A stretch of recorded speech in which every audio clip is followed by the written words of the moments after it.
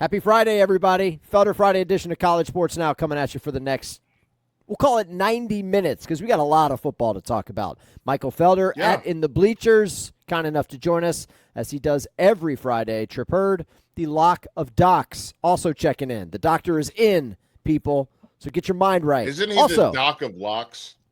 He's the Doc of Locks. What did I say? Lock of Docs. Locks of the Doc is the Twitter handle for those of you out there. We're trying to grow the following. Correct. Yeah. But yes, he is the doctor, the lock doctor, and the doctor is in. Chip Patterson is going to join the show in about 25 minutes. Chip does awesome work with CBS Sports, also the Cover 3 podcast. Friend of the program, also a North Carolina native, right? Doesn't he live in Raleigh, I believe? Chip's my boy, dude. The 919. Chip and I go back. We go back to we don't go all the way back to the 99 for the 2000, but Chip and I go all the way back to 04. Well, I love that, and we're going to talk about what's going on down the street from Chip in Chapel Hill. We're also going to talk about college football at large because he covers the sport nationally. Maybe we can give him the chance to make some peeks on the show because he likes to dabble in the when he does that with the Cover 3 boys. By the way, picks coming up at the end of the program today. Tripp and I are officially tied. We are neck and neck on our ATS selections. So that's so there's that. I did get right last week with a little "That's My Dog," Florida. Them Gator boys getting right over Texas. Real quick before we talk some football, do want to let everybody know about the Varsity app. It's free to download. It's available on the Apple App Store and Google Play. You can enjoy live college football games as well as podcasts and coaches' shows. You can search for your school to access specific content. Now, the other cool thing about the Varsity app is that it is your exclusive home for the College Football Blitz, which you can stream starting at noon Eastern time on Saturday. It's college football's Red Zone channel, and it's free on the Varsity app. We're also, Felder, I don't know if you knew this, we are now streaming that show live on YouTube. So if you want to see what that show looks like, if you want to see the doc live and in color, running the show with or without Hey Dudes on his feet. You never know. I mean, Tripp's got a little revolver. I've got Allbirds on today. I found them on sale at like a TJ Maxx or something. Pretty good. Not bad. I don't know if they're Hey Dude level, but do you have any socks on? Yes. Oh, you do? Okay. All right. My point is here's what kind of socks do you have on? They're just like regular socks. Are they no-shows? Are they like mid-calf? Like, what are we? No, I don't wear a lot of tall socks. They're still short socks. I know you're kind of do they come up out of the shoe? In general. No, just barely. They're peeking out. Yeah, they're peeking. Okay. So the point is, as far as the Blitz YouTube stream is concerned, if you want to see what Tripp Hartzell has on his feet, if you want to see the shoe game and or the sock game, because socks are optional for our boy, you can check that out. Search Varsity Network on YouTube. You can watch the College Football Blitz. Okay, now that that's out of the way, we just got it. We have to give a shout out to our homosexuals, so we can. So I could have gone without that today. I didn't. I know you could have gone without that, but I needed it because my day started off hard, and this is probably gonna be the best part of my day because I know that my wife and daughter. This is gonna be the best part of my day too. I love my talking wife and football daughter with are you gonna guys. ruin my burger time. Wow, I'm sorry. One thing about the toes and the lack of socks. When I woke up this morning, and this will be our segue into talking football, bro, it's 48 degrees outside. Mm-hmm. Yeah, so, it felt good. I mean, Tripp likes to come in here with the flip-flops on that have the little bottle openers on the bottom, but you can't do that when it's 48 degrees outside on a Friday. You can't live like that. You can. You can if you try. You can. You can if you try. I threw the shoes on today though. It's pretty chilly. I threw a hoodie on maybe today. Once I adjust. Yeah, it is definitely hoodie weather. Did you guys watch any of the Thursday night football? There were some decent games on last night, most notably Louisiana Tech, which was kind of Conference USA frontrunner, going down to Kennesaw and getting smoked by the Owls of Kennesaw State. Hooty hoo! Yeah. Also, Tulane ECU was a pretty good game. Wave came back and won that thing, but it was close. Yeah. There was some good G5 football, and here's the thing. Tonight, and we'll get into the Felder Five here in just a minute, maybe the G5 game of the year. North Texas at 5-0, hosting USF in Denton. Big time game for the Mean Green. Super excited. Am I wrong? They're number 24 in the country, right? USF? South Florida, yeah. Yeah, ranked USF team. Very good. Yes. Yeah. So they're going to Denton. For the record, not an easy place to get to. Yeah, what part of the state is that? I believe it's North Texas. Well, I understand, but like, is it in that little chimney stack, that little top part? You know what? I'm gonna look it up because I don't want to be wrong. I mean, obviously it's in North Texas, hence the name of the school. Okay, that's why I said that.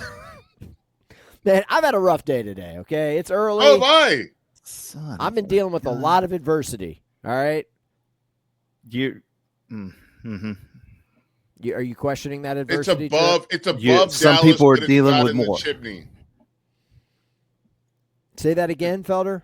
It's above Dallas, so it's actually not that hard to get to. You fly into Dallas, and then you just drive up to Denton.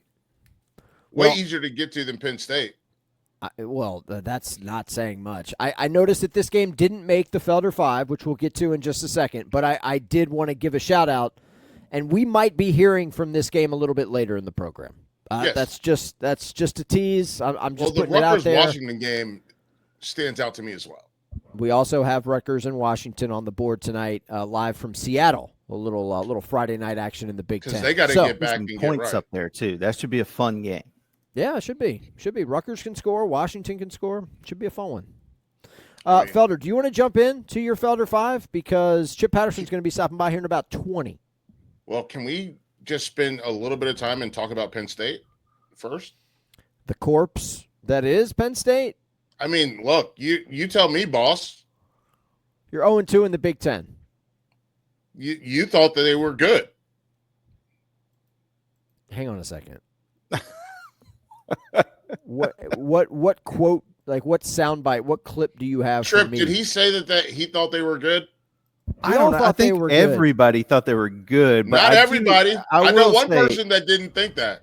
Right. You're right. But I think Hartzell's kind of been on your side for the most part with the whole. Okay. I will Penn take State, that. Not for real. Yeah. Not for real. This team is, buddy, UCLA. I mean, good for them. They're on scholarship too. Yeah. Bro. What I didn't get to listen to Wayne. I listened to Roddy's show. I didn't get to listen to Wayne's show.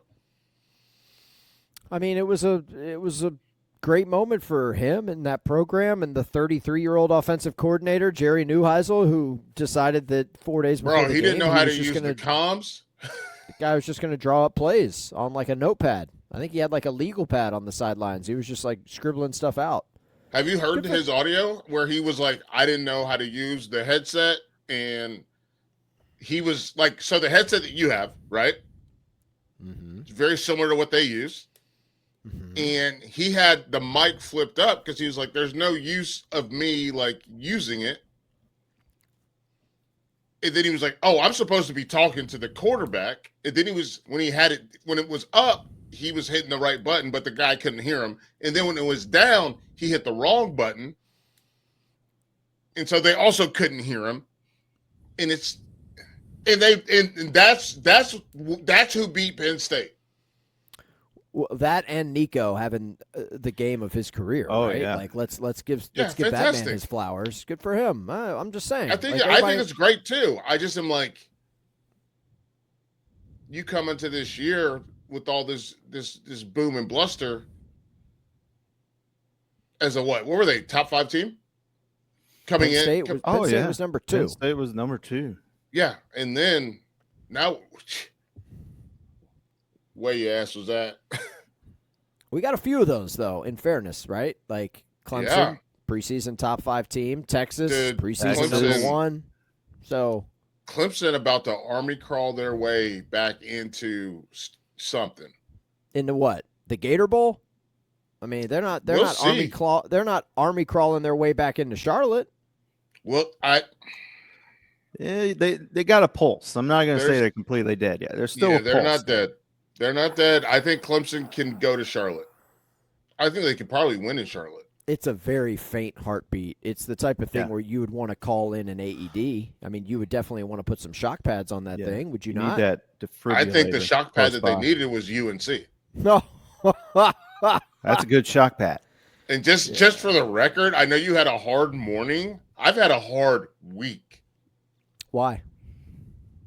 What Do you the wanna fuck save do that you for the- think? Why? Do you want to save that for Chip? Or We that could should save it for Felder. Chip because No, Chip no, and no. I. I mean, I talked to Chip. I talked to Chip pretty routinely over the course of time, right? Chip and I are actual friends. Chip's been to my house. okay. Chip and I talked more this week than we talked in the previous 7 years combined. Richard Johnson is my friend. He's been to my house. We talked more this week than we talked over the course of a couple years. Like Because everybody wants to compare notes on what's happening in Chapel we're Hill. all comparing notes. I talked to Andrew Jones from Tar Heel 24/7. Like everyone wants to compare notes, and I'm talking to my teammates. It sucks. This week has sucked. I'm so miserable because again, Hartzell, we've talked about this. What is my job? You are part of the Tar Heel football beat. No. Don't put beat anywhere near me. That's You not work what for I Tar do. Heel 24/7. You are I part work of the for Tar Heel 24/7 as enterprise. a College football analyst. analyst. Yes. Okay. This is reporter shit. This is Nicole Auerbach shit. This is not me shit. Okay, but you're boots on the ground. You're a guy. You're Yeah, I you're a know the local people. guy. Yes. So you're in demand this week. People want to talk to you. They want to compare notes. My wife kicked me out of the house. Not like in like a trouble in paradise way, but in like a She let you if back in. yeah, no, of course.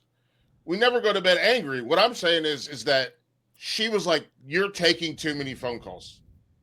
Oh boy. You're calling too many people, and too many people are calling you. Go do the phone calls outside. Do them outside. Guest bedroom isn't far enough away. I'm trying to watch one of my murder shows. Please do it outside." And What yes, we're murderer comparing notes. I think this is like a CSI reference, right? Or one of the. I Law and don't know Order, what it is. It's some show that's about murder. NCIS. Any of them. I don't Something know. like that. Law and Order, Okay. SVU. There's a lot of Law and Orders, man. A lot of spinoffs. I'm just saying. She was like, "Go do it outside." And I was like, "Well, I don't have my." I was like, "Okay, I'll do it outside," because that's what a good husband does. Compromise. Yes. It's not a compromise. It's a decision made by her, and then I just follow orders. Well, It's good that I come from a military family. We'll do this with Chip coming up here. Yeah, when we'll he do it joins with the Chip. show All right, in let's about do it. 15 minutes or so. But let's get things Buyouts. going with the Felder Five because I've got to restart my Google Chrome because this IT-owned laptop is going to get thrown off of a parking There's deck. no way this is happening. I swear for to real. yeah, it is happening. So go ahead, just give me 30 seconds. Trip, talk about your footwear game for just a second. God Almighty, I swear to God, this computer. I I swear. can't believe this. You is want me to go happening. footwear? I mean, we could just do football, but if you want to talk footwear, we can talk about it. Yeah. Oh, can I tell you Are you something? Nike only, Felder? Is that? I mean, you're the yeah. same with him on that. It's just Nike pretty only on your much. feet. Pretty Okay. much, yeah. There's no way you can restart that fast. He's frozen. Yeah, he's frozen. So no, I will say this before we get into football because I want to get Hartzell in on this thing with the buyouts because I think it is important and because he's a manager, correct? Yeah. Yeah. I mean, if by title, yes. By title, I love it. No, I was at the grocery store this morning, and there was a mom. I assume she's around. You and I. By the way, just so you know, Cerber did say that you were 65 years old. Yeah, everybody here does. That's the running joke in the office. Okay. So almost dead. Just I don't want to blindside you. I didn't want to give you Michael Oher like blindside. I get it. Yeah. I was in the grocery store. There was a mom that had on a Kesha hoodie. Here we go. And I said, "Is that a Kesha hoodie, like Kesha the artist?" And she was like, "Oh yeah, I went to the concert this past year with my 16-year-old kid." And I was like, "I went to the Get Sleazy tour, like 10, 15 years ago." And she was like, "Oh, I went to that too." I was like, "When LMFAO opened for her?" And she was like, "Yeah, that one." And I was like, "Yeah, I still have the T-shirt." So has that really been 15 years ago? Jeez, I think so. I guess so. Time All flies. right, so we're gonna. I wanted to have a manager on to talk about this, the buyouts in college football. I'm feeling some type of way about these, and I'm feeling some type of way after going through this Belichick week. How you can get from underneath them, how you can shortcut them, and how much do you actually have to pay? So Hartzell, you're the boss applesauce. I don't know if that's true. Listen, you know how we say elections have consequences, right? Politically? Yeah. Well, you made a business decision, University of North Carolina at Chapel Hill, and now you've got to deal with the repercussions. Like, you want me to have sympathy here, or like this is where the lawyers get involved? No. I'm not asking you to have sympathy. What I'm saying is, we're starting to hear, and we'll talk about it with Chip. We're starting to hear terms like lack of institutional control and recruiting. Like they just had a coach that didn't show up to practice because they suspended him or whatever for recruiting violations. It just seems like they're like, we're going to find a way to not have to pay all this money. Yeah, this is where things get ugly because we're lawyering up now, right? That's what this is going to turn into. And by the way, remember, I don't know how many years ago it was where we did this with Pat Fitzgerald at Northwestern, right? In the summer, he gets fired, he gets let go because of the quote at the time what we thought was hazing or the stuff that was going on with the program. Come to find out 3 years later, that dude was wrongfully terminated, and Northwestern had to pay this dude. I'm thinking about it with, it's not just, this is not just a UNC thing. I'm thinking about it with James Franklin. Obviously, they're upset. What do they drum up? Like, this is a very weird space to be in. And I just so that's 5. It's easy. We don't have to talk a ton about it, but it is one of those things where we're watching people. They're trying to find ways to be like, the thing that we wanted, we're not getting. Let's find a way to get it out of here with the minimal financial deficit to us. One thing that I haven't heard, Felder, and as a former player, maybe you can, explore this. Not a lot of people are talking about what's happening with the actual student athletes for UNC's football team. Like, what are those guys going through? What did they sign up for? Versus what they're getting. I've talked about that pretty extensively with people. They're being failed.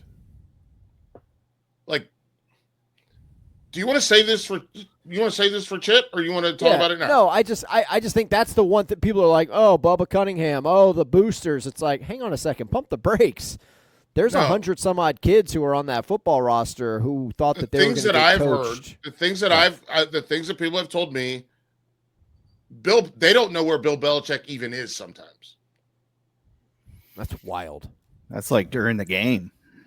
Steve Belichick shows up, puts down a list of stuff, and then leaves. And there's two sides of this, right? Two sides of this coin where they're used to working with pro players, even though Steve worked at Washington. They're used to working with pros who show up and they do the job, right? Like Steven doesn't stand over Tripp all day, every day. I probably should. I mean, parts of it might be necessary sometimes. But no, I know what you're saying. but also the players are like, these guys don't know each other. This is something we've talked about with respect to continuity, correct? Right. These guys don't know each other. You bring in a guy from Minnesota. You bring in a guy from Washington. You have a guy who's a freshman from Greensboro. They don't know each other. They have no allegiance to each other. They don't care about each other. It's raggedy as fuck, dude. We're Like that's the word. That's the word I would call it. Raggedy. Honestly, I'll go more North Carolina on you. Raggedy. You know what I'm talking about, Tripp? Yeah. Yeah, look at this man. He pulled up with this raggedy ass car. He got the side panel that's gray, and then the other part is red, and he got a hood that's black. I've seen those. Yeah, raggedy. They're called Camaros. Bro, it's raggedy. And that's what this is, and it's bad. In the buyout situation, they're going to try to get out from underneath it. So we'll see what happens. I'll go real quick. Bama at Mizzou. Big boy football game. Ooh. Do we believe in Mizzou? What? Let me. I'll put the question back on you, Felder. What have we seen from Missouri historically to make you think that we should or can or will trust them? Nothing. Except what? The 1 year they went, was it 2 years or 1 year they went to the SEC championship game? No. I think that was 2 years. That was under Barry. No, not that was pre-Barry Odom. Who was the guy? Pinkel. Was that Gary Pinkel? Gary Pinkel, yeah. But I don't like. Why would I? Last year, this game was 34-0 in Tuscaloosa. Right. And Missouri's SEC schedule is constructed or I don't know, created in a way where, like, when they play ranked teams in this league, they get smoked. So it's a huge game for them. I don't think that's the way the schedule's constructed. I think that's the way that they play football. They don't. I guess what I'm specifically, like, they don't get very many shots at ranked teams. And so, I think last year they played A&M and Alabama. Those were their only two ranked SEC teams that they played. They have Alabama this week. They have Vandy, they have A&M, and they have Oklahoma. So that's 4 ranked teams. Yeah, Alabama last year was 34-0. Texas A&M was 41-10. So I don't think it's going to go well in Como. Well, I hear everything both of you are saying. Don't disagree with any of that. I'm just wondering, why is that line so small? Hang on, let me look at the number. I'm looking up the number. Here. I mean, 2.5 stinks. It's 2.5. Is that right? Yeah. I don't know, is that because people don't believe in Ty? I mean, Alabama went to Georgia. Gotta believe in him at this point. Like, he's looked great for everything outside of week 1. I mean, he's playing the best team in the country. Then you got to forgive him for that. But I knew you were going to say that. But I mean, we are talking about a quarterback in Simpson that nobody. We were asking, like, is he going to be the thing that holds Alabama back a month ago? Right. And now he looks like a guy that, could be like a Heisman Trophy winner. Same thing with the Mizzou quarterback, too. He wasn't even named like the full-time starter going into the season. And he's been great. It's Bo, right? Bo Prabula. Yeah. Hallelujah. The Ahmad Hardy story has been pretty awesome. The running back for Missouri. This guy comes in, he nobody's talking about him. By the way, Alabama's Jam Miller back, healthy, very good. Like, that's been awesome to see him come on the last couple of weeks. But can Bama stop the run? He's from ULM, right? Yeah, he's a Sun Belt guy. But he's tearing up the SEC. SEC. They've played one league game. It was South Carolina. I was going to say, what are you talking about? But he has got a very nice resume through their first 5 games. I don't trust, to answer your question, Felder, I do not trust Missouri, but this is a big spot for them. Huge spot for them and that program. And Proctor, Get that big bear out there, dude. You want to see more offense screen passes to the offensive lineman? Yes, I do. I'll take Make it. that a thing. I'll take him. It's a huge game for both of these teams. It's a noon game, noon Eastern, so it's 11 a.m. local. That place is going to be packed. I'm excited for it. I mean, I am too. I like seeing a game that I know people will show up to because obviously, again, UNC. Which was – did you watch any of that game? The Clemson game last week? Yeah, we watched all of the first quarter. Yeah, it was 35-3, right? Did you see the way that people were just leaving? Yeah, look, I work with a lot of Wake Forest, App State, NC State. Like it's glory. They love this. I mean, it's thrilling for them. People are hanging this stuff on the walls of their houses. Okay, like it is artwork. I don't really get what the big deal is. They're 2-3. Like what did we think they were going to be right now? There are some people that said they might win 10 games. It goes back to the summer when they made the move, and there were people who said those that. People are crazy. They're like, they could go, maybe they go 7-5, but what if they luck up in a few of these games and they can go 10-2? Well, look at their schedule right now. Thing, I think, look, if you can get, I mean, obviously it's not, no games are easy anymore for North Carolina. Like, even though the schedule looked easy, it's not easy. Probably not going to win the Virginia game. Maybe you can win at Cal. Maybe you can win at Syracuse because they're banged up too. You're saying maybe after that, maybe they lose all these games. They might. They might go 2-10. You didn't hire Bill Belichick to go 4-8, 5-7. Like Bingo. That's not why they brought him in. So. Right. They didn't bring him in to do that, but I don't think I don't know. My expectations weren't like through the roof in year one under Belichick. Yeah, but the roof means that still means 7-5. At minimum, like a bowl game, and they're not going to sniff a bowl game. Yeah. They're not going to sniff it. Yeah, we're not getting close. We are in the bye, by the way, in case you're wondering who UNC plays this week. The answer is nobody. No one. They're off. Which means next we don't Friday, know where Bill they got to go to Berkeley, bro. They got to go to Cal. So we'll see. But it doesn't look good. Does not. Got to win. Got to get the one at Cal. Can't drop that one. Hartzell, you're an Atlanta guy. They made Ludacris perform at 10 in the morning. Yeah.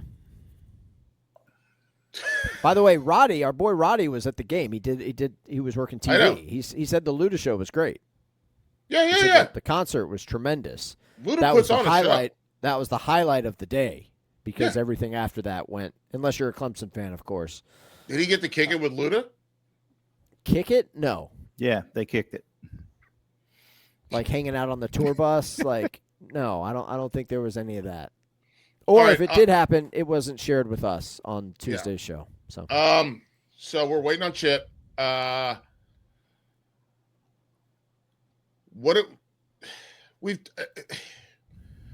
got the Red River rivalry. Mm-hmm. And people are saying that Mateer is going to try to give it a go. Probable. He's now probable. He's probable? Yeah. Coming off of wrist surgery on his throwing hand. I'm concerned about that. I think lots of people are. And so the thing that happened, he broke his hand in here. Yeah. There's nothing you can do about that. Like, and I was talking to my man D Palm. He's like, if he played any other position besides quarterback, you would just put a humongous club on it. Yeah, wrap it up. And tell him, right, and don't go play football. But he needs, like, his hand, like the actual manual dexterity. And so I think we're going to, what's the backup's name? Is it Reed? Well, it's Hawkins. Yeah, Hawkins, Michael Hawkins Jr. And he actually started last year's Red River because he was in place of Jackson Arnold, who I think they benched him the game before. So he's played in the game before. It obviously didn't go too great last year for Oklahoma. But Phil Steele yesterday actually likes the Sooners, if they have Mateer or even if they don't. He's pretty comfortable.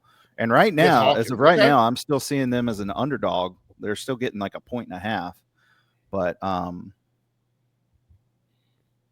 two good defenses. They're not. I think the total's at like 42, but I don't really like that play either, just because this game tends to get crazy basically every year. Isn't Arch Manning going to be running for his life in this game? Like, that's a good chance? Yeah. Isn't that how this is going to go? That's the part for me. Obviously, we know Texas lost a lot of like big dudes over the last 2 NFL drafts, both sides of the ball. Sure. And Arch also seems to think that he has all day to play back there. It's not a sandbox, dude. Like, throw the football. Right. But you got to have guys that get open. And I think that's another problem that they have is everyone act. This is not, you're not playing scout teams. These are real football teams that want to hit you and hurt you. So you can't take all day.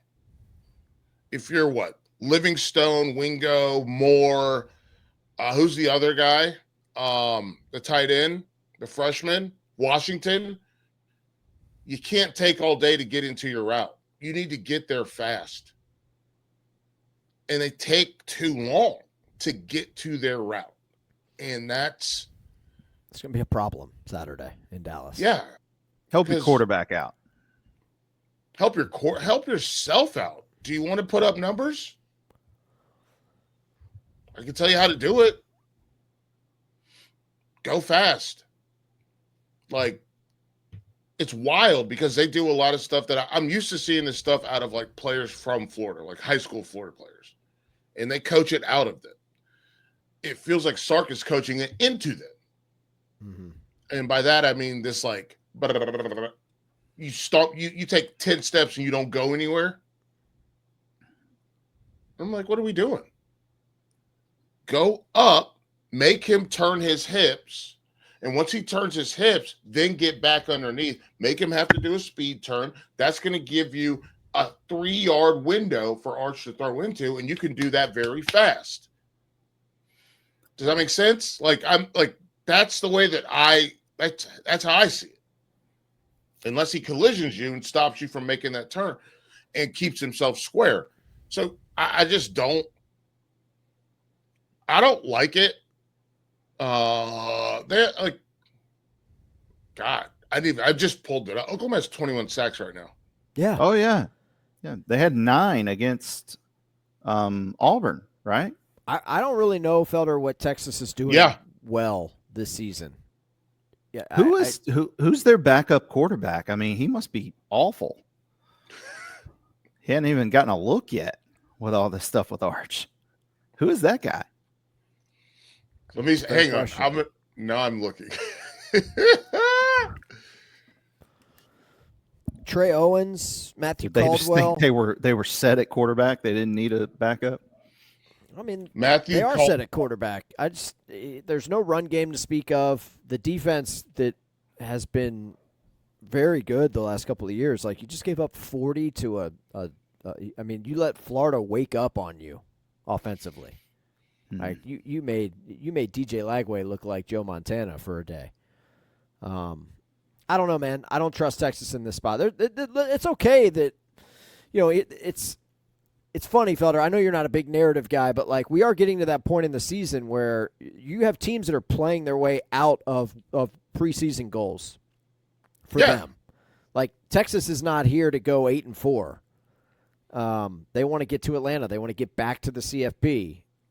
Same with Clemson that we talked about earlier. Like, these Penn State preseason top 5 teams, the expectations are a lot different than some of these other schools that are, okay getting to a bowl. That's the goal.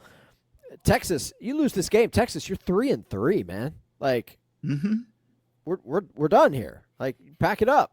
We're cooked. Right. So massive spot for them. Massive.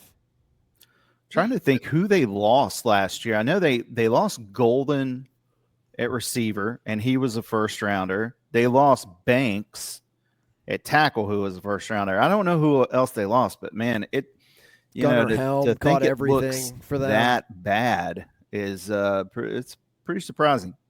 I mean, Oklahoma has picked up so much steam. Yeah. Let's hit pause on the Red River, shall we? Because our man Chip Patterson has entered the chat. We will bring on Chip after this. Stick around. As promised, we're going to talk some ball with our man Chip Patterson. Does a great job with CBS Sports, also the Cover 3 pod. Chip, I know, and thank you for making the time for us on a Friday. Before you hopped on, Felder was kind of giving us a sneak peek behind the scenes as to like what his week has looked like. It's been one of those, and I know you've been a part of it. So like, it's Friday. We're getting ready for some Week 7 games, and we'll talk football. But the level of toxicity in Chapel Hill and just the amount of just like it's just bad. It's bad everywhere, and I'm just curious. Like, can you give our listeners a kind of a peek behind the curtain as to like what this week has been like for you trying to cover this team? Yeah, Steven, it's unraveling how crazy it was when we got there. And like when Bill Belichick was announced as the coach, I remember Felder and I got on the phone with each other, and maybe for 20 minutes, we're like, can you believe this? Oh, dude, can you believe this? Like it was hard to wrap our head around. And it's funny because I felt like, and we know obviously the hiring process, the politics of that, but they really did just try to speak the hire into existence. And now it seems like there's another faction that's trying to speak a firing into existence. If we just keep talking about how awful it is, and if we continue to just stoke this fire, then we're going to be able to message the idea to a fan base, to the country, to whoever that, oh my gosh, this has to be done. Because, I mean, is it absolutely like disaster class inside that program? Yeah, probably. But it's interesting, too, how all that's also being weaponized. You know, the breadcrumbs that are being left. Like when you lose, you know, there's a little bit, you know, you would say peek behind the curtain when a big company like Capital Broadcasting, when WRAL, you know, like decides that we are going to go after you, you're done because they know they're going to get iced out. And they're not going to, I mean, you know, is that too inside baseball? Does that make sense? Yeah. No, it's not. It's not too inside baseball. The reality is one of the biggest media conglomerates in the triangle. Yeah. They decided that they are going to spill all the beans, right? Yeah. I mean, that's like, okay, well, this is where we're going. Like they are trying to speak the end of this into existence. And here's what I don't know. I don't know, A, the timeline, or B, the mechanism, but I believe that in 2026, North Carolina will have a new football coach. Totally agree. And the biggest thing for me, they made a big deal about the 70 new players, and hearing that they don't know where Belichick is on the bye week. They don't know. Steve Belichick shows up and is just like, puts like a list of things, and then he pieces out. Like all these little things, these are still, I know they're young adults technically, but they're kids, right? Dude, you need some camp counselors. You still need some camp counselors. Even if they are psychotic death metal camp counselors like Dan Lanning, you still need him to get up there on Monday and be like, it's 1,000 cuts. It's 1,000 cuts. And then deliver that message each and every day to drive home the mentality of like what it takes to get everyone on the same page. I know it's campy. I know it's cheesy, but I think that there is something about being a college football coach, even as the kids have changed, that still sort of maintains. Because like Nick Saban, everyone always puts Saban and Belichick together. Saban understood about like a message and one voice and getting everybody on the same page and just driving it home. That's why there's like books of Sabanisms, right? Like I think John Talty has got like a great Saban book, and you just have just nuggets and nuggets in there. I don't know if those 70 new players are getting that right now. Look, I'll say this about myself. Nick Saban, I'm not gonna say changed my life, but did help me steer my life because of how good you want to be. And what did Nick Saban every day did the same thing, wore the same thing, created his own uniform. He had all that. And then the other part, I'm going to go ahead and we'll pull it in. Nick Saban also had Miss Terry. And Miss Terry is someone that those Alabama folks would like to hang out with. Jordan, not one of those people. So I don't know, just giving people some background into UNC. You know what, Hartzell? Like I'm getting more stressed out now, and I'm sure you are too, Chip, because Chip, like I told Hartzell before you got on, I said, Chip and I have talked more in the last week than we talked over the course of a few months. That's not something that's insane like this. So let's talk some football, Chip. All right. Are we buying Mizzou with a shot at Alabama? It's a 2.5-point spread. Oh yeah, I think so, but not in a way where I agree with the spread. Like if this thing is played 10,000 times, I think Alabama is the better football team, and I think they handled their business. It's just I don't think that they are trustworthy. And while this isn't like the double-digit spread, and while it is like throw me all the trends, I understand that it doesn't meet the moment. Like forget about the numbers. Do you trust this Alabama team to be able to go on the road and win? Or could they play down to the competition? I think they could play down to the competition just like they did in Tallahassee. But if this thing's played 10,000 times, I assume that Alabama would win that game probably by a touchdown or more. I do think it speaks to Missouri that I think that Missouri knows what they can do, and they can beat up on teams of equal or lesser talent. The question is, doing what they do, are they going to have to be special to beat Alabama? Right. And I don't know. I don't know if Missouri is going to be able to be special. I know that they believe they can be special, and I know it would be hilarious if Bo Pribula beats Alabama, after what's been happening the last couple of weeks in Penn State. But I kind of feel like that would be a Alabama plays down to Missouri would be more of my expectation if Missouri does win. I'm gonna throw this out there, man. I think that what we saw in Athens was them realizing that Kalen DeBoer is a good coach, and they need to play for this coach, not play for the coach that they thought they were going to have. Does that resonate?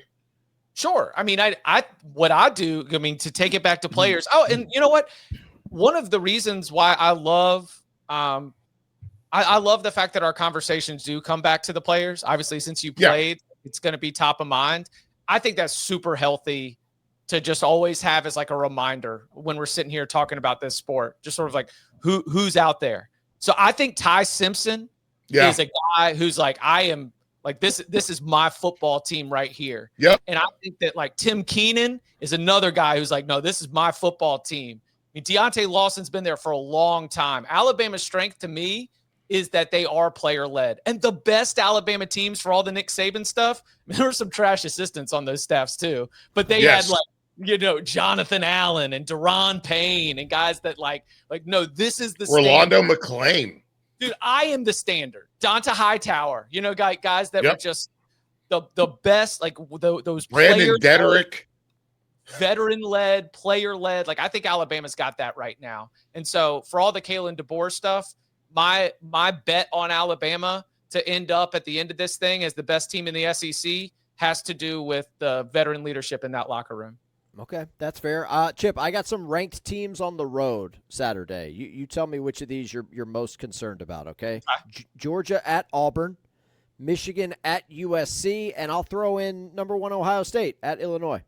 Not Ohio State, Illinois. I like Illinois. I just think it's a bad matchup right now for where Illinois is at defensively.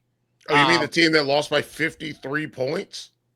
Dog, and they're like just really starting to loosen saying up. Like Ryan Day talked to us before the season. He admitted they were doing load management last year.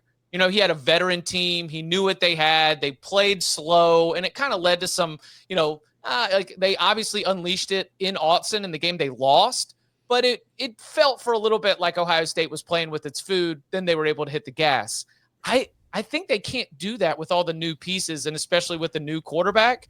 And, at Minnesota last week, I know that Minnesota is not what we normally expect in terms of the standard of that team defensively, but it did seem like they were starting to let Sayin get a little bit loose. And I think going up against Illinois' defense with some of the weaknesses they have in the pass defense, that could get a little bit dicey when it comes to having to deal with Jeremiah Smith, Carnell Tate, Max Clare, and a quarterback who's starting to feel himself a little bit.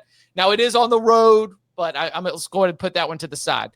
It's interesting because the Michigan at USC has wildly different sort of expectations here, right? Right. So like USC's banged up. They've had 2 weeks to lick their wounds since the loss at Illinois. But like, if they lose this, you want to talk about toxic. It's going to start to get toxic around Los Angeles real fast. And also, you'd come out of it starting to feel real good about Michigan. All that said, I think USC is better. USC at its best this season was better. I just don't know if they're healthy enough. And I don't know if I trust them right now. So I'm going to say Michigan losing at USC feels like the one that I would be the most nervous for. But I wouldn't be surprised at all if USC ends up getting beat by Bryce Underwood, if they just start messing around, can't get off the field, defense is banged up. I mean, that's a narrative game, right? You know, Yes. it's going to be out there. Well, I'm not in love with Lincoln Riley. I'm sure. I'm not. I'm not in love with Lincoln Riley. I think that every quarterback that he's sent to the NFL has to unlearn everything that he teaches them, which is why it takes him 2 or 3 seasons to get to be good. Yeah. And I think that he's having a hard time with teams that really want to put paws on you. And Michigan is a team that wants to put the paws on you. Like, that's the part that I'm looking at. Banged up, not banged up. You got to have guys. Their linebackers look like safeties. I mean, I don't feel bad saying that. I think Eric Gentry, 18 for USC. Yeah, 18. Yeah, that's a guy who can play. You know, he like can play. Like he is long and lanky. I'll give you that, but he looks like a good linebacker to me. He looks like Isaiah Simmons. Ooh, okay. Yeah, See? but That's not. I'm not saying it's bad. They can. Hey, that's move. somebody who's done a lot of player comps. That's somebody who's done NFL draft coverage for a long time. yes, I have. I look at this, and for Illinois, it is about dragging Sand down to their level to play football. This is number 2 on the Felder Five, by the way. So, can their defense make Ohio State look normal? Can they make them seem just okay? And I don't know if we can get that. And then obviously I think the game of the week, what is it? Indiana, Oregon? That's this week too, right? Yeah. Yeah. So I think that's the game of the week. It should be treated as such. And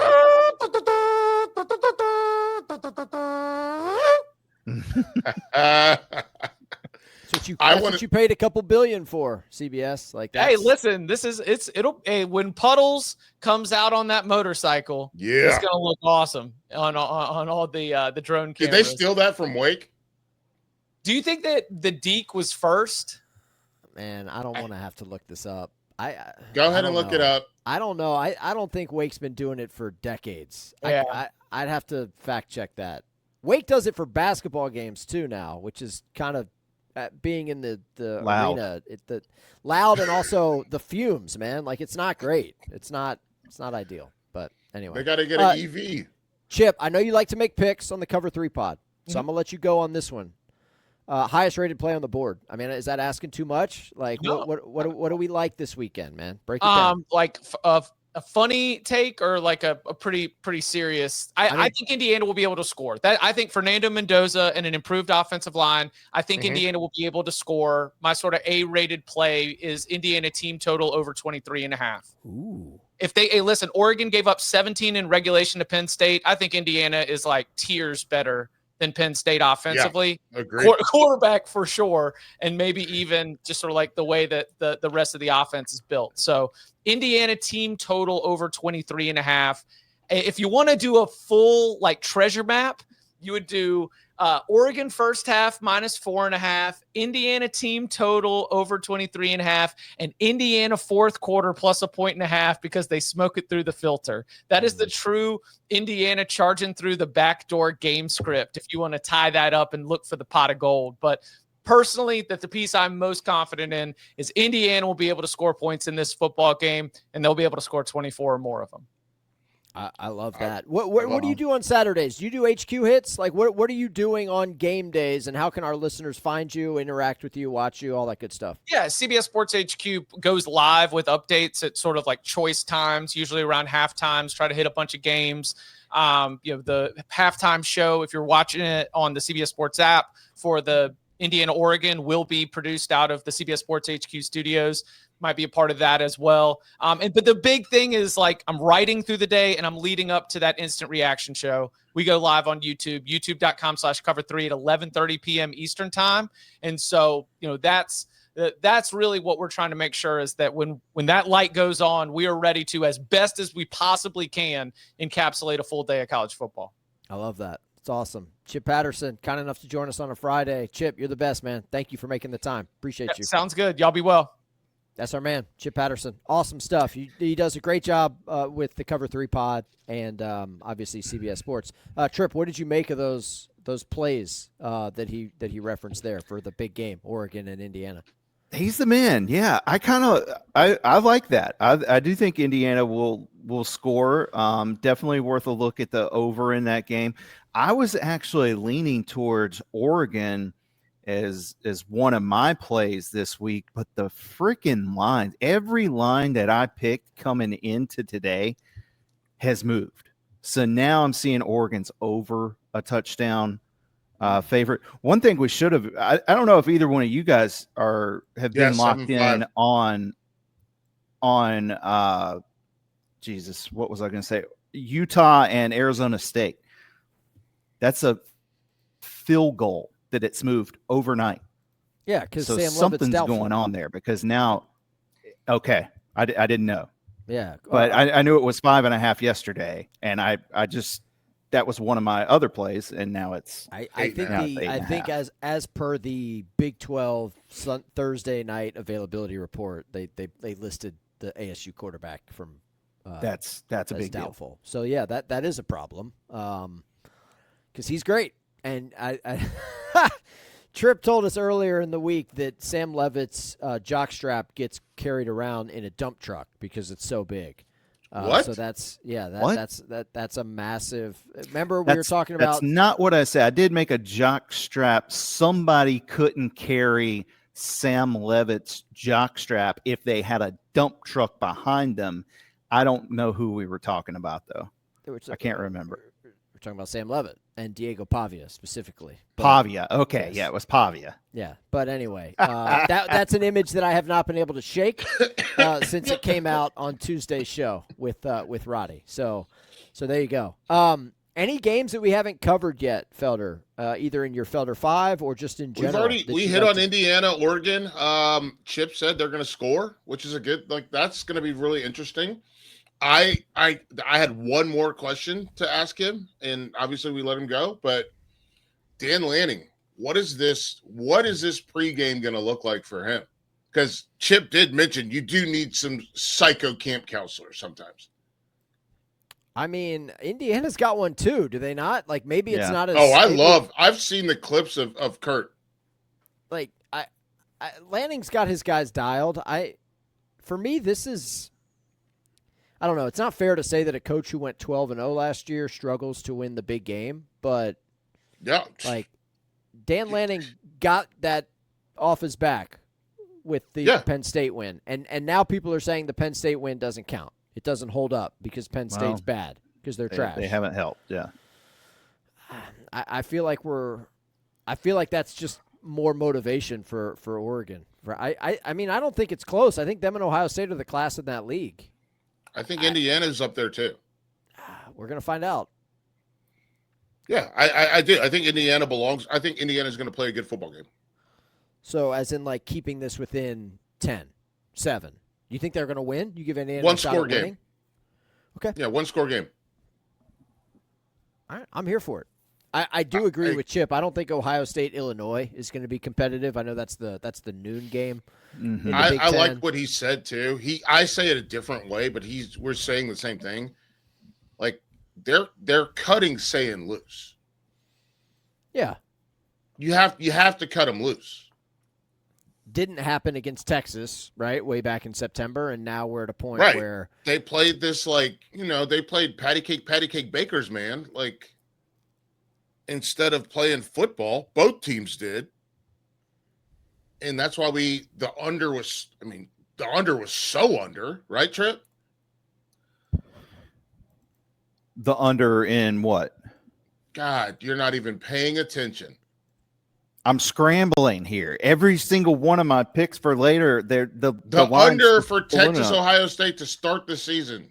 Oh yeah, it was 14-7, so it was under by a lot. Yeah. Yeah, that's all I'm saying, man. I need you to I'm sure it was probably like mid 40s. It probably wasn't like in the 30s. It was I don't remember. 46, I believe. But all I'm saying is they were way under. Yeah. They didn't get to half the under. But it just Ohio State's starting to cut they're cutting this the way that Chip described it was what he said they're taking like the guardrails off, right? Is that what he said? He was basically saying that they have to go, and we're going to see them go against Illinois. And so for me, it's like you cut them loose. You let your dogs hunt, right? Har. There we go. By the way, I was also I was also very impressed with saying in Seattle, like yeah, you play turnover-free football, you go into that place and handle your business, win by 2 scores when it was all said and done. Yeah, 2 scores. No disrespect to Urbana-Champaign, and I know Felder, you were an Illinois resident there for a couple of years, but that ain't Husky Stadium. I think Ohio State's going to be fine. One game, just changing gears that we haven't talked about. I tried to tee up Chip on this. He didn't want any part of it. Georgia-Auburn. You want to talk about a desperate team, a desperate program. Mm-hmm. That's Auburn. Yeah. Auburn, yeah. I thought you were talking about Georgia for a second. I was I don't think they're Georgia's desperate. Fine. Now, Georgia, you lose this game, you got 2 SEC losses. You're going to have to recalibrate your expectations for the season and where you expect to be in December and January. But this Auburn team, man, you got to have this. And I don't know, man, I don't think they can. The one thing for me, Georgia's so banged up on the offensive line. Like Auburn might be able to, just get after Gunner all night.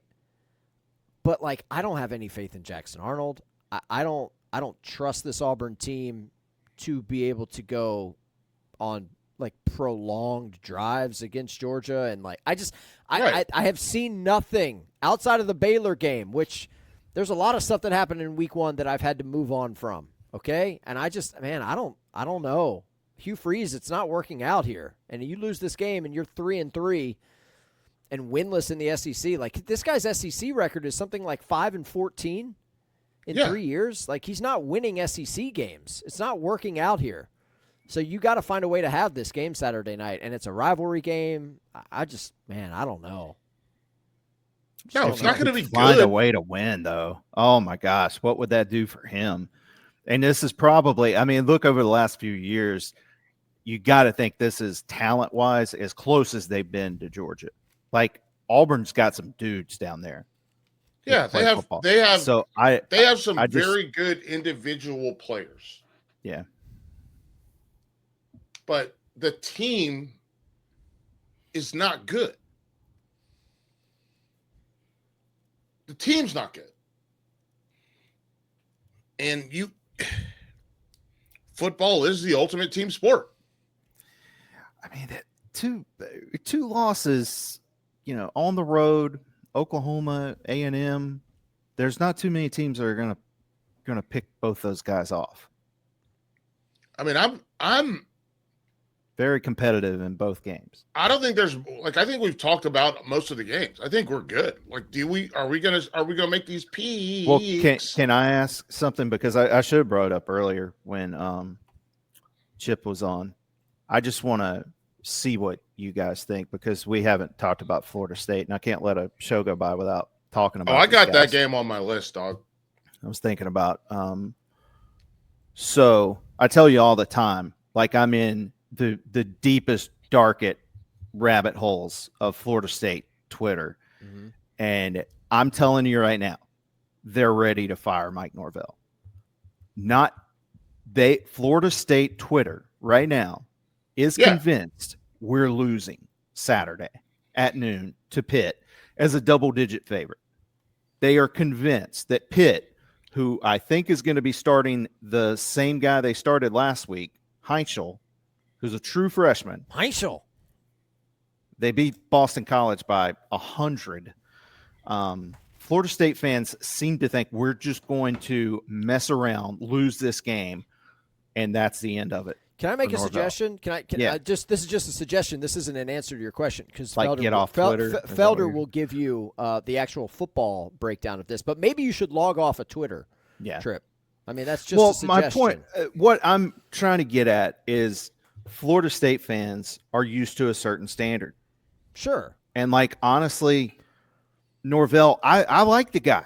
I do, and I've tried to stick up for him at every turn, but the ACC record over the last 6 years, the overall record over the last 6 years, what do you think? I mean, it's not good. They be ready to move on, or again, what? They have individual players that are good, right?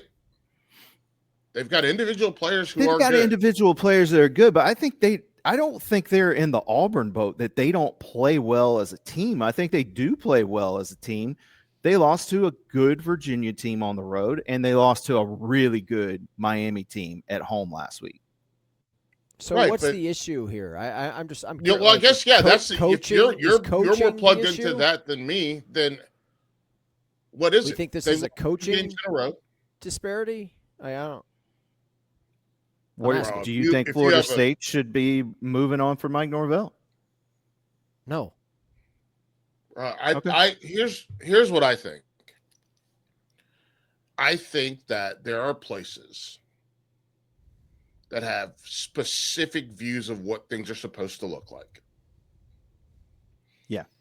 I think that you have a fan base. It's young compared to some of the other fan bases. I don't think people realize that, but it's young compared to a UNC or compared even to a Georgia Tech. Georgia Tech fans are they are soaked and they know what they are.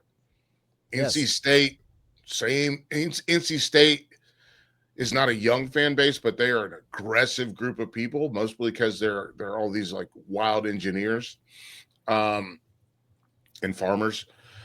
But Florida State has a fan base it used to be a women's college. Well, we're going in the way back machine. I mean, here, we've been around a while. Right, but not what I'm saying is that it's a younger fan base that wants result. Everyone that's a Florida State fan right now, who did they grow up with? Bowden. Yeah, Grandpa. Same thing with Virginia Tech. They grew up with Beamer, right? Yeah, another grandpa. And when you don't get your grandpa, you start to churn and burn, and that churn and burn is hard, man. It's really hard. I mean, I can say this: UNC, an old fan base, not from a football standpoint, from a basketball standpoint. People don't even remember that Matt Doherty was the coach there at some point. It's Dean Smith, Roy Williams. That's it. That's all people think about. Grandpa, with a middle grandpa with Bill Guthridge. Yeah, it's hard. It's surprising to me when I go on there and I see that. I mean, genuinely, half the fan base, they're over it. Well, people That's get not greedy. half the fan base, though. That is a pocket of people on social media that you see or interact with. That's not half the fan base. That's the vocal minority. That's what you got to remember, man. These people are delusional. Nobody's going on social media to praise what's happening. There's plenty of people on there that are sticking up for the guy. I know. I do think they're asking fair questions. I think there's also this this rise and fall situation where you're used to success. I mean, Hubert Davis is under fire at UNC. Am I wrong about that? Very much so. Yeah. Why? Because they're used to success. If we're being honest, Florida State, up until what, 2014, 2015, they were just the toast of the town. They moved the ACC championship game. They put the ACC championship game in Florida because of Florida State. And then they were like, we're going to bring in Miami, and then we're going to do this. So you get used to this standard, and it's hard when it's not at the standard that you feel accustomed to, right? Or entitled to. Yeah. It gets things get hard. And I don't know what to tell people. Like, I say this all the time. You guys have both heard me say it. Specifically with college football, the sport that I do, that I cover, the sport I know, it is easier to drive your car off a cliff than to stay on the straight and narrow. It is. It's easier to be bad than to be good. And they're not even bad. They beat Alabama. Yeah. They lost 2 games. 1 game in Charlottesville, which is that's a hellhole. I don't know if people have ever been there, but that place, it's a little bit sleepy. It's very wine and cheesy, but it's a hellhole. Good teams go to. It's a tough place to play when you're a ranked team and it's at night. Yeah, this has been happening in the ACC for 40 years. Exactly. Thank you. Going all the way back to what? George Welsh? It happens. It just happens. Ranked Georgia Tech teams used to go to Charlottesville and lose all the time. It happens. Yeah. That was FSU's first loss in the ACC. We didn't beat Virginia in Charlottesville for 18 years. I joke about logging off, Tripp, but in general, Twitter is just not exactly the place that it was 7 to 10 years ago. It's a pretty. Agreed. It's just a lot of people. I understand that. I'm just saying the whole reason I brought it up is that I think there's a lot of people out there that are. I was surprised to see it. I know, but what I would push back on that and say to you and to anyone else who thinks that just because you see a lot of this stuff on Twitter, that doesn't represent the vast majority of a population or a fan base. It represents a lunatic fringe part of a fan base. This happens in sports. This happens in politics. This happens with social issues. Yeah. Where people get on Twitter and stuff gets amplified, or your algo just starts feeding you what you think is this landslide of information or toxicity or whatever, when actually it's just it's 20 or 30 accounts that are just pumping stuff. Power posts. Twitter is designed to generate revenue, and they know that hey, if I go in here and search for Norvell or search for whatever, guess what you're going to be getting a lot of over the next several days or weeks or months? Norvell tweets. Stuff that has Norvell in it. It's like when I go on Amazon and start searching for things for the chicken coop. Guess what starts popping up on Instagram? Magically. Chicken coop supplies. They know. They know. Yeah, they're listening. Yeah, Elon's not the richest guy in the world by accident, although some would say he's never actually invented anything. He just owns things. But I don't really want to go down that path today. No, we don't have to. I understand all that. I understand the whole Twitter thing. I also think that the reason I brought it up is because some of that stuff resonates with me as kind of valid. Like the ACC record is a problem. Well, if you want to fire Mike Norvell in October. I don't. Okay. All right. On the record. Who do they want to hire? All right. That's the next question. That's you got. You better have somebody That's the question that I always ask. Every time somebody talks about firing a coach, with the exception of UNC, I always ask, who do you want to hire? Because UNC's they burned the Matt Campbell Bridge. They burned the Sumrall Bridge. My guy at Tulane, right? Burned both of those bridges by hiring Belichick over them. I don't know. The UNC thing is very unique, and Chip brought it up as well. UNC's issue is not win-lose. It's embarrassment. So, and one more thing, just to come back to Belichick, since you brought it up. I'm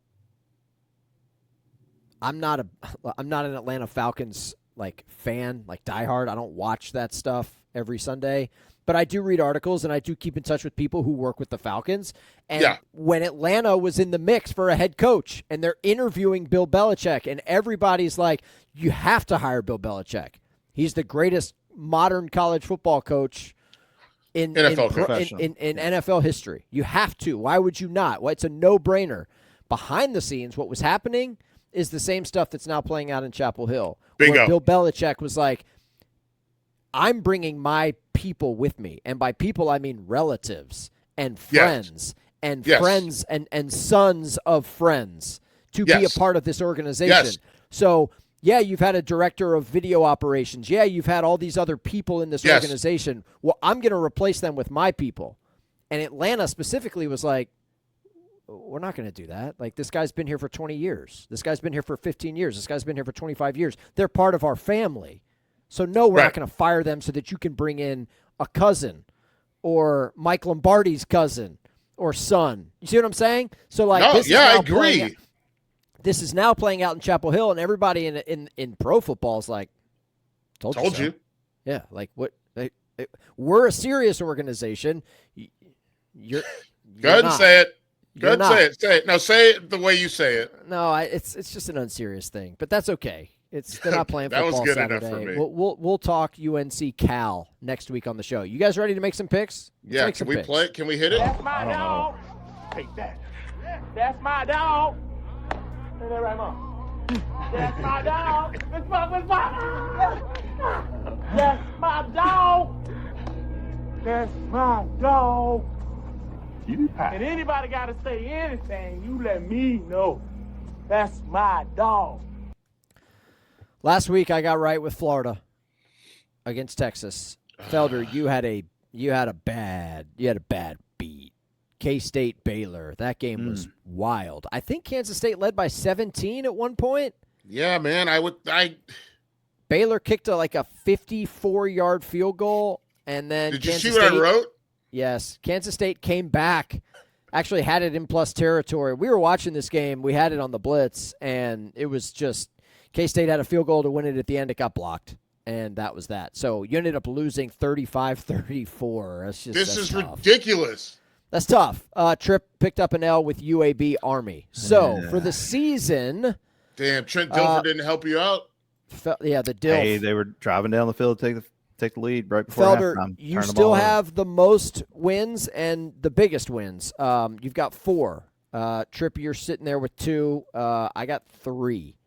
But I got to be honest, I'm struggling to find an underdog for Week 7. So if you guys have something that you like, please throw it out there. Tripp, you want to start? Yeah, I got 2. I'll take Arizona.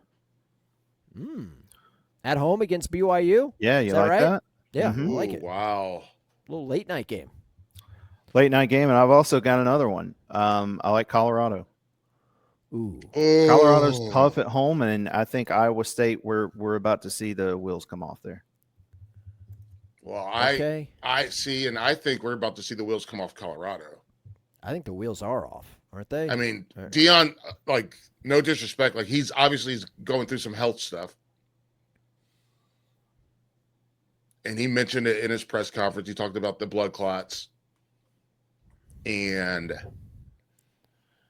I think Colorado's in a bad spot, dude. But you take them. I like that you're rolling with some Big 12 games, though. I think they're winning outright. Are you guys going to be mad at me if I take Oklahoma because it's plus 1.5? Is that a cop out? No. All right. First, no. It's Oklahoma is. Hang on. They playing are with a one-armed quarterback. The wrong arm too. Okay. Yeah. Okay. Yeah. Texas is still. Yeah. Okay. I thought it was the other way around, but yeah. Yeah. Give me Oklahoma. Give me Boomer Sooner in the Red River, and that's really all I like. Yeah. You know what? Give me one more. I'm taking a page out of Tripp's playbook here. Mm-hmm. Oregon State, Wake Forest. You son of a State. Taking Oregon, the Beavs. I'm going with the Beavs at home. They're 0-6. Come on, Oregon State at home. Can you beat Wake Forest? You're getting a field goal. Give me Oregon State plus 2.5. See, I had that on my list, dude.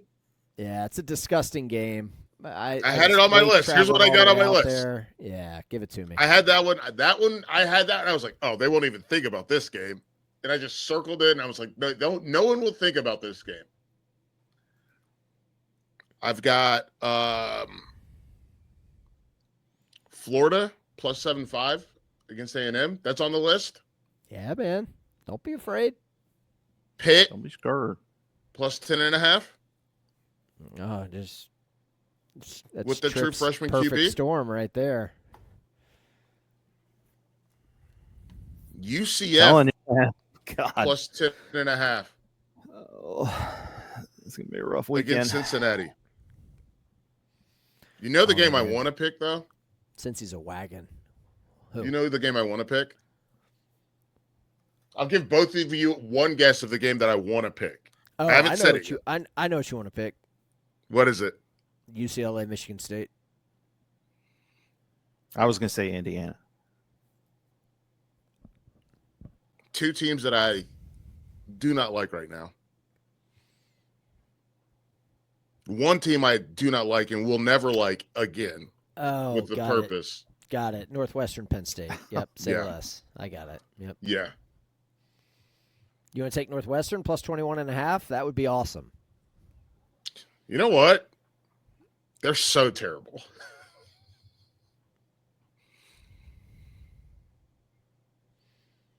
I'm not doing it. Northwestern has one more Big Ten win than Penn State does. So that's a good point.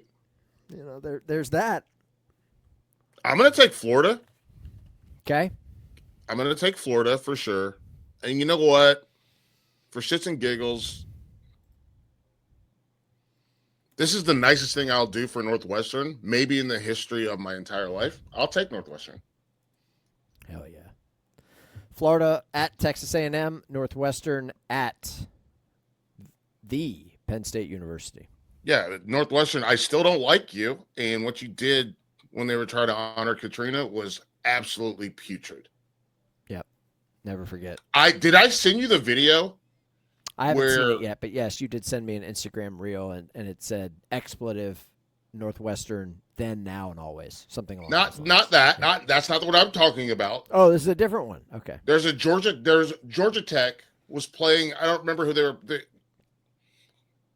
Someone was playing against Georgia Tech, I think, and Georgia Tech was like, "Oh, you can have these jerseys. We have extra jerseys." This is like 20 years ago. And they just used like a Sharpie to write the players' names on the back. And they blacked out the thing and made a fake Nike swoosh. Because Georgia was what? What were you guys? Some terrible brand. Russell Athletic? Russell Athletic, yeah. And right. Georgia Tech gave the other team jerseys because somebody broke into the locker room and stole 5 of the jerseys of the best players. Virginia Tech. Wasn't me. Because it was Cam Chancellor and a couple other guys, but they broke in there, stole the jerseys. It wasn't you. You didn't do it. I'm not saying you did it. I'm saying that. But Georgia Tech had jerseys to just give them from the equipment room the day of the game. Mm. Wow, imagine. Anyways. Never forget. So there you go. There's some Week 7 That's My Dogs. We've all got 2. So I love this. We're just we're letting it fly. We're chasing our losses. Time now for the main event, the reason why you're all here. Hit it.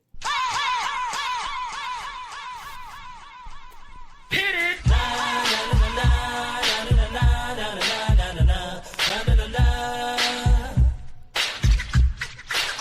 Here comes the lock doctor. Here comes the Stephen Hartzell. 3 for all Felder Friday. Just making these picks. Tripp, I Here played comes the Stephen Hartzell.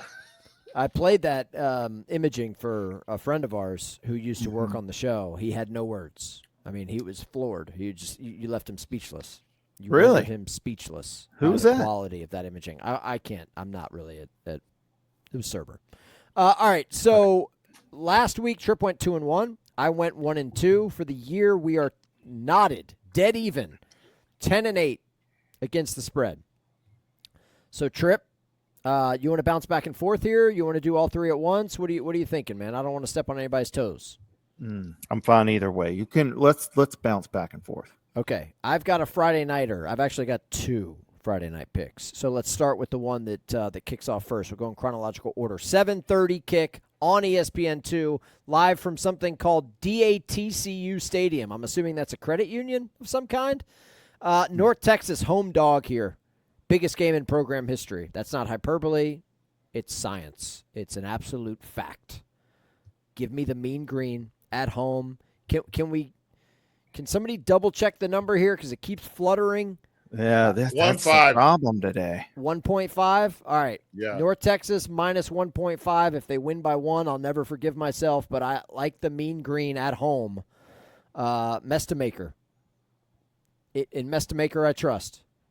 Mestamaker is going to make USF meet their maker tonight. How about that? Wow. Give me North Texas minus 1.5. Dallas, I think it's Dallas Area Texas Credit Union. Yeah, the CU gave it away. Well, Tripp? the A was what's giving me the problem. All right, Felder, what's the line for Oregon? For Oregon? Quack. 7-5. Quack. God, would love to have 6-5, but I'll take them. Give me the Ducks. I too would like to just make up point spreads that don't exist, Tripp. But well, you that's do, not how it Hartzell, works. and we found that out for sure last week. Rutgers, Washington, Friday night, 9:00 Eastern. Rutgers can score now. 10-5. They got Callie McManus, the Greek rifle. Washington can score. I like points. Give me over 60.5. I really, Tripp, because I didn't see you write it down on the doc that you've had access to. Well, for you the heard last me 7 say days. it when we opened the show. Wow, there's going to be a lot of points in Seattle. Rutgers, Washington, over 60.5. Please 60.5. I see 60.5. Please hit 60. Back to you, Doc. 30-29. Praying for it. I know you root against my picks. I'll That's fine. see your over, and I'll raise you an under. Give me the under for Iowa, Wisconsin. Oh, we're back. 37.5. God, 37.5. I'm seeing it. Lock it Iowa. What time's that game? Saturday. 7:00. Have we checked the weather? Do we know if is there going to be some precipitation? The UV index? Has anybody UV looked at index this? is fine.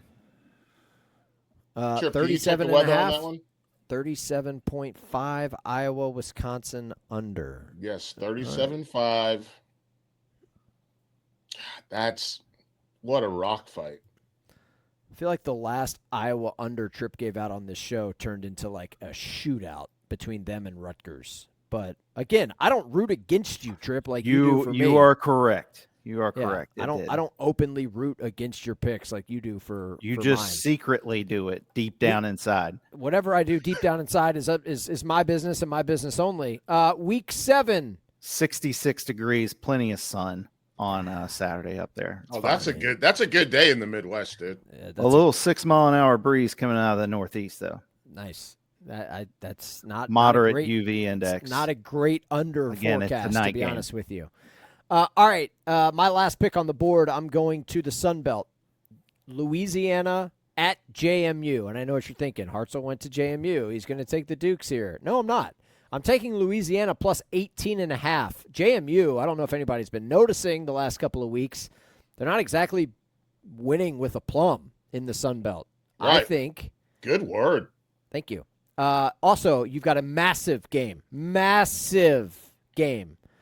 JMU, Old Dominion on deck next week. A little look-ahead spot here. I think JMU leads the back door open. So give me Louisiana plus, please confirm this line, Felder. 18.5 is what I'm seeing. Please confirm. 18.5. That is correct. 18.5. Also, that's a big spot for my Dukes. Noon game on ESPN2, Bridgeport Stadium. It's going to be packed. It's going to be rocking. on the Back Dukes? to you, Doc. All right. Back to you, Doc. This is where I had Utah, but everything just, oh, man, I didn't realize we were talking 8.5 now. 8.5, yeah. What if Sam Levitt decides to play? Man. Man, if only you had all week to make picks. Like that'd be crazy. This is tough, but the line jumped last night. You know that. I don't know. It why you're opened at trying to- 4.5. Trying to just argue be with fair. me right it now. It opened at Yeah. 4.5. So that's a much different number. 4.5 is a much different number than 8.5. Stay That with is Utah? correct. I mean, Clemson is down to 13.5. That's inside.